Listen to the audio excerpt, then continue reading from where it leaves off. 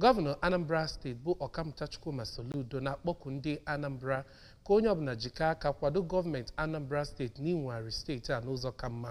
Gọvanọ Soludo kpọrọ okwu a mgbe ndị Anambra ndị bi n'Abuja nupụtara n'igwe ịnabata ya n'ọgbakọ ọrụ obodo nke ọ chịkọbara ma nọrọ ebe a nkọrọ ha ihe ndị ọ rụpụtagoro n'ime afọ atọ.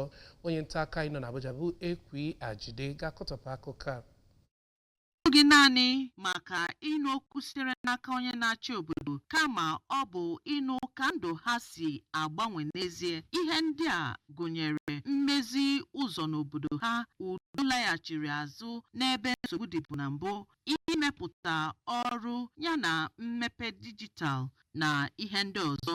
Mgbe gọvanọ malitere ịkọ akụkọ njem ọchịchị ya n'ime ọnwa 36 gara aga, ya bụ ebe jupụtara na mpako na ihe ijuanya.